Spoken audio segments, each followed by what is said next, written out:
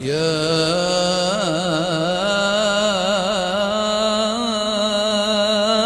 رمضان.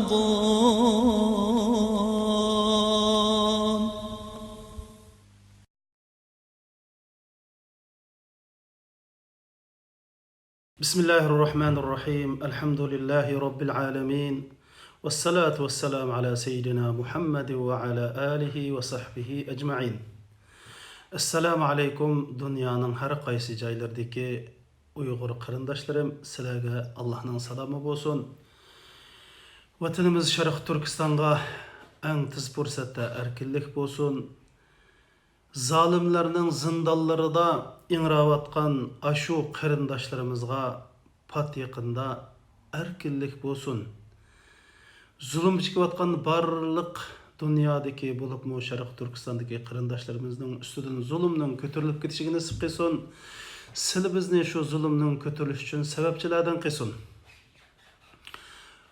Hürmetli qarindaşlarımız, Allah Subhanahu ve Taala sizlerning uluq aydaki ibadetlerini kabul qilsin, rozonlarni kabul qilsin. Her bir minut daqiqanglar taat ibadet bolsun.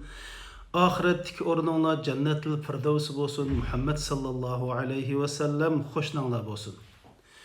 Hürmetli qarindaşlar, Allah Subhanahu ve Taala dünyani yarattı. Haremni zimindeki en mukaddes joy qildi. Allah Subhanahu ve Taala farishtalarni yaratib Jibril aleyhissalamni en ulug' farishta qildi. Allah Subhanahu ve Taala insonni yaratib payg'ambarlarni en ulug' shaxslar qildi. Peygamberlerin içinden Muhammed aleyhisselam'ını en ulug' peygamber kıldı. Allah Subhanahu ve Taala sunu yaratıp zemzemni sunun içindeki en mübarek su kıldı. Allah Subhanahu ve Taala keçilerini yaratıp Kadir keçisini en ulug' keç kıldı. Allah Subhanahu ve Taala kündüzni yaratıp Arafa günni en ulug' gün kıldı. Allah Subhanahu ve Taala ayni yaratıp 12 ay içinde bu Ramazan ayını en ulug' ay kıldı. Ve bu ayda Allah Subhanahu ve Taala müminlerge Ramazan'ı farz kıldı. Bu vaqt Allah Subhanahu ve Taala şundaq deydi. Bismillahirrahmanirrahim.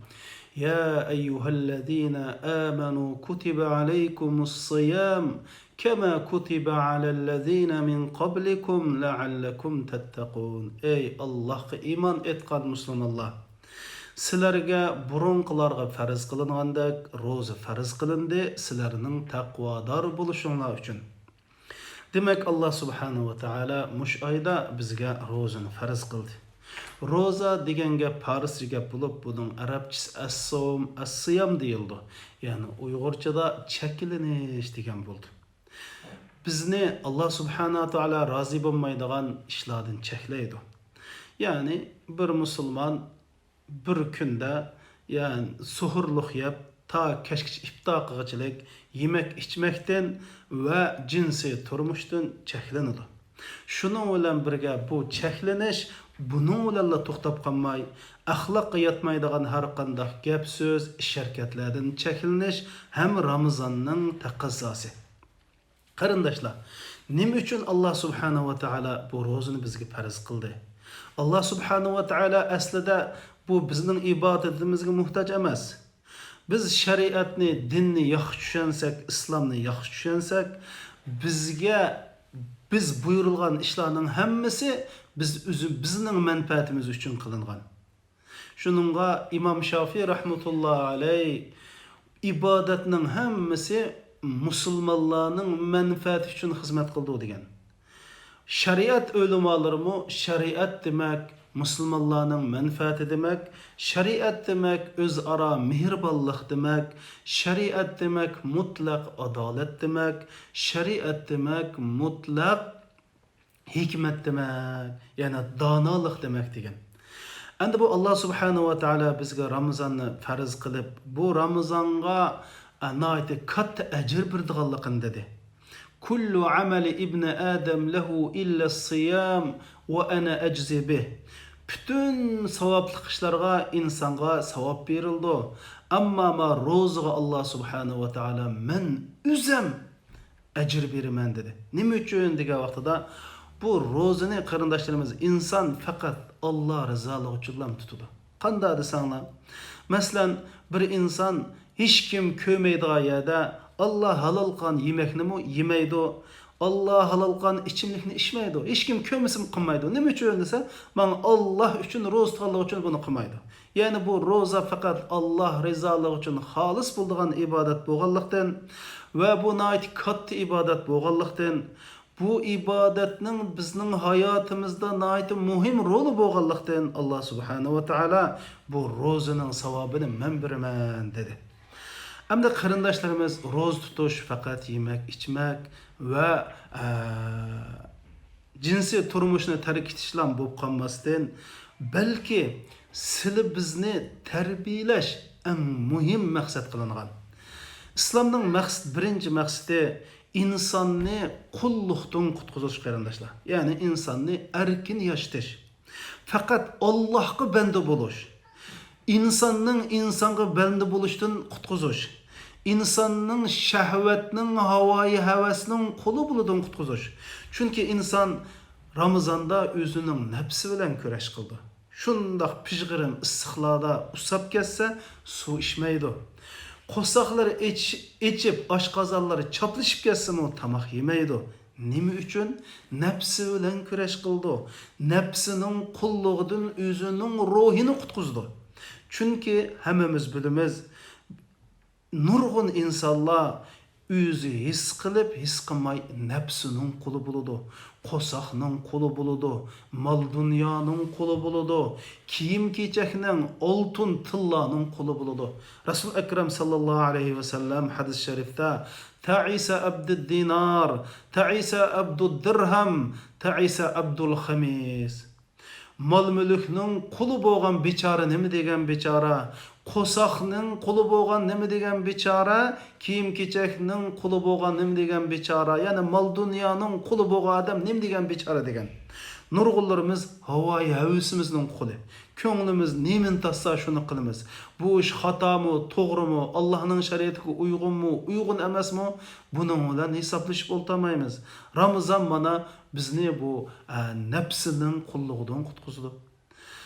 Ikkinchisi, islom dini inoq jamiyat, insonlar bir-biri bilan inoq yashashni va insonlar ittifoq o'tishni, xotirjam o'tishni, o'zaro bir-birining ko'nglini og'ritmaslikni, ya'ni baxt saodatlik turmush kechirishni orzu qildi islom. Bizdan buni talab qiladi. Shuning uchun Rasul akram sallallohu alayhi va sallam hadis sharifda mushu bo'libmi Ramazonda insonlarning bir-birini og'ritmasligi, bir-biri bilan xaplashmasligini tavsiya qilgan. Amaliyotda islomning butun ibodatlari shuni maqsad qildi qarindoshlar. Butun ibodatlar, mayli haj bo'lsin, mayli namoz bo'lsin, zakot bo'lsin, hammasi insonni yaxshi bir keraklik, safoliq, sug'aqqan, o'zini tutib olgan oliy janob bir shaxs tarbiyalash bu maqsad qilindi. Ibodatning maqsadlari bu. Masalan, gapni qisqartirib o'sha Ramazonni olaydi. Rasul akram sallallohu alayhi va sallam hadis sharifda "Man lam yada' qawla az-zur falaysa lillahi hajatun fi an yada'a ta'amahu va sharabahu" dedi. Bir odam yolg'on bo'htonni tashlamasa, yolg'onchilikni, bo'htonni tashlamasa, Allah'ın o adamның roz tutuşqa, yani yemey, içmey qilishqa ehtiyoj yo'q degani, sen musulmon bo'lsang, asli musulmon yolg'on gap qilmaslik kerak. Chiqimchi qilmasligi, sadqa qilmasligi, axloqsiz gapni qilmaslik kerak. Bu islomda qoida. Lekin Ramazonda buni alohida ta'kidladi. Yani sen burun İslam'ның müşkibini anlamagan bolsan, ma 30 günlük mektepke kel, 30 günlük Ramazandan ibaret bu mektepke kelip, hiç bo'lmaganda maş 30 gün jarayonida yolg'onchilikdan ibaret, kazzaplıktan ibaret, başqalarga haqorat qilishdan ibaret, bu illetni raş 30 gün tashlab bu mektepte o'qu, mush mektepte o'qisan, mush illetni tugatsan, men burunqi o'tgan butun gunohni kechirib o'taman demoqchi bu islom. Şunun Resul Ekrem sallallahu aleyhi ve sellem men sama Ramazana imanen ve ihtisaba gufira lehu ma taqaddama min zembih. Bir adam muş rozunun Allah'ın farz kılan ibadet ekanligi iman etip ve fakat ecrini Allah'tan kütüp roz tutkan bolsa o adamның burun günahları keçirip ötüldü deydi. Nima uchun qarindoshlarimiz? Chunki bu Ramazanda biz degandek nurg'un biz elishqi tegishlik darslar bor. Biz o'rganishga tegishlik esil hislatlar bor. Biz tashlashga tegishlik nurg'un nachar illatlar bor. Hamda Rasul Akram sallallohu alayhi va sallam hadis sharifda shunday deydi. İza asbaha ahadukum yawman saima فلا يرفث ولا يجهل فإن امرؤ شاتمه أو قاتله فليقل إني صائم. Sizlerinin birine roz tutsa ahlaksız geplerini kımısın, nadallık kımısın, yani nadallarının işini kımısın. Alcaq toğlaydıgan, ahmuqanın işlerini kıldıgan, ahmuqanın sözlerini kıldıgan, ahmuqanın hareketlerini kıldıgan, nadallık kımısın. Bir adam bilen tıllaşmasın. Bir adam uruşsa, men uruşmaydım roz tutuvasın desin. Dep Resulullah bunu buyuruyordu. Yani roz tutkan adam oylap bakınlar. Biz uruşmasak, tıllaşmasak, nadallıkımısak, nemi degen isil âli cenab insan bulumuz. Hatta başkalar uruşman desem ama uruşmayman dep muşundaq âli cenab bolsak, nemi degen yaxşı insan bulumuz qarindoshlarimiz. Şunun Resul Ekrem sallallahu aleyhi ve sellem roz tutkan adamda bir xil soğaqqanlık, âli cenablık, bir xil isillik bolsun deydi. İsillik bolsun. Demek mana bu Ramazanның maqsadi. Qarindoshlarimiz, biz hozir hammalar bilasizlar, Uyg'ur xalqi cho'ng bir imtihoni bilan sinalyapmiz. Bu imtihana biz uchun o'zimizni yetiltiradigan, o'zimizni takomillashtiradigan eng yaxshi fursat. Allah subhanahu wa ta'ala bu dünyani imtihan dünyası qilib yaratdi. Allah subhanahu wa ta'ala o'ziga iman etgan musulmonlardan bu dunyoda zulm qarshi turib, adolatni barpo qilishga, bir dunyoviy adolat tuzumini dunyoda tiklashga buyurdi. Shuning uchun islom demak zulm qarshi inqilob demak. Endi biz bu zulmni qarshi turish uchun bu inqilobni davoni davomlashtirish uchun erkinlik urish uchun safolik insonlarga muhtoj. Bizning davoyimizning taraqqiy qilish uchun buningdan keyin texmi yuksalish uchun biz safolik insonlarga muhtoj. Axloqliq insonlarga muhtoj. Oliy janob insonlarga muhtoj. Yolg'on etmaydigan samimiy insonlarga muhtoj. Mana dal roza mushu 30 kunlik roza mana dal mushundaq insonni tarbiyalab chiqadigan ibodat qarindoshlarimiz. Bu rozaning maqsadi shu qarindoshlarimiz. Rasul Akram sallallohu alayhi va sallam nima deydi? ليس الصيام من الأكل والشرب إنما الصيام من اللغو والرفث. Roz tutuş degan gap faqat yemek içmektin cheklanish emas. Roz tutuş degan gap quruq gaplardan, tayini yo'q gaplardan, axloqsiz ish-harakat gap so'zlardan roz tutush degan bo'ldi. Bir adam seni tillasa yoki sana nadallik qilib qo'ysa, sen men roz tutib olgan degan deydi. Oylab bakınlar qarindoshlarimiz. Mana bizga mushundaq Uyg'urlar lazım. Mana mushundaq musulmonlar lazım. Shuning uchun inqilobni yaxshi qilay degan odam musulmon bo'lish kerak. Haqiqiy musulmon bo'lgan chaqda bu suhbatlik da'vochi bo'ladi. Suhbatlik bir haqiqatchi bo'ladi qarindoshlarimiz. Oylab bakınlar. Bu İslamның ta'limotlarini biz o'zimizga o'zlashtirsak nima degani yaxshi. Mana mushu İslamның ta'limotlari biz bilan bu dunyoda suhbatlik musulmon, suhbatlik odam bo'lamiz.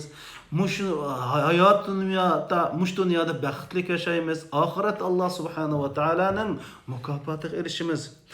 Agar aksicha bo'lmay qolsa shu qarindoshlarimiz, bu ro'za tutish faqat yemak ichmakdan cheklanib qolsa, bizningki axloqimizda, yurib turishimizda bir o'zgarish bo'lmasa, iymonimizda bir yuksalish bo'lmasa, taqvolik bir yükselmese bizde bu ro'zaning ahamiyati bo'lamdi desa, buningga Rasululloh javob berib, rubba saimin laysa min sawmihi illa al-ju' dedi. Nurg'un odamlar ro'za tutadi, bu ro'zdan erishdig'ini faqat ochliq dedi. Nima ochliq degan gap? Bu ro'za tutumda buningki yurish-turish, axloqida, iymonida hech qanday o'zgarish yo'q. Chunki bu ibodatning tub maqsadi nima qarindoshlarimiz? Asli ro'zaning tub maqsadi bizni taqvolikda bizni yuksaltirish. Shuning Alloh subhanahu va taolo Qur'oni Karimda la'allakum tattaqun dedi. Siz ro'za tutib bir taqvolikda bir yuksalasizlarmiki, taqvolikda bir az yana taqvodir bo'lasizlarmiki deb bu ro'zani sizlarga farz qildik dedi. Taqvolik degan nima qarindoshlar? Davomli Alloh subhanahu va taolo bizning qalbimizda bo'lish. Biz Alloh mening qilgan ishlarimni ko'rib turadi. Bütün qilgan ishlarimdan hisob oladi. Zarrachilik yaxshi ish qilsam Alloh ajr beradi. Zarrachilik yomon ish qilsam Alloh hisob oladi. Alloh subhanahu va taolo meni bu dunyoga yaratib, menga bir mas'uliyat ato qildi. U mas'uliyatning birinchisi Robbimni tunib faqat Robbimga banda bo'lish. Başka hech qanday bir narsaga qul va banda bo'lmaslik. İkincisi bu dünyada güllendirish, zulmü qarshi turib adolatni barpo qilish degan bu uqum qalbimizda qanchaki o'rnasa bu taqvolik bo'ladi. Ya'ni taqvolik bizni yaratquchi Allohning qalbimizda 24 soat hozir bo'lishi qarindoshlarimiz. Mana shuning uchun Alloh subhanahu va taolo bizni bu 30 kunlik maktabga akirib tarbiyalayotdi. Bu tarbiyani elish mana bu Ramazonning g'oyasi va Ramazonning nishoni. Alloh subhanahu va taolo mushu ro'za tutgan qarindoshlarimizning mana mushundoq esil sifatlarni o'zida o'zlashtirib, o'zida bor bo'lgan ba'zi nachar illatlarni yo'q qilib tashlab mush Ramazonda o'zini bir mukammallashtirish, takomillashtirish eyqan bu ayda muvaffaq qilishni Alloh subhanahu va taoladan tilayman. Qarindoshlarimiz, biz ajoyib cho'ng bir davoning ustida ketib boramiz. Biz bir vatanimizni zolimlarning qo'ldan olamiz degan davoga ketib boramiz. Mana bu davoni yaxshi qilish uchun bizda birinchi iymon tepilish kerak. Ikkinchisi suhbat tepilish kerak. Biz tarbiyalanishimiz kerak. Ya'ni davoga odam tarbiyalanish kerak. Bu davoga tarbiyalanish bizni ruhiy jihatdan, shaxsiy jihatdan va ijtimoiy jihatdan biz tarbiyalanishimiz kerak. Mana bu Ramazon islomning ibodatlari asli mushta tarbiyalashni maqsad qiladi. Ammo ibodat qilib tarbiyalanmaganlar bo'lsa, ibodatni tushunmagan va ibodatning shaklini qilayotgan va rasmiyatchilik bilan Allohga ibodat qilayotganlar bo'ladi. Bularning holi xatarlik, ibodat qilmaganlarning holi xatarlik. Ammo mushtaq islomning ibodatning maqsad nishonlarini unutilgan, bilmay yoki buni o'z sharkida ifodalmay ibodat qilganlarning holi xatarlik. Alloh subhanahu va taolo ham butun dunyo Uyg'ur musulmonlarini ittifoqlashtirishga, onliq musulmonlardan bo'lishga, dunyoni va oxiratni tushunadigan musulmonlardan bo'lishga, dunyoda bo'layotgan ishlarni tushunadigan musulmonlardan bo'lishga, dushmanni bilishga va o'zimizni bilishga, tunishga nisbatan musulmon bo'lishga nisbatan. Assalomu alaykum va rahmatullohi وبركاته.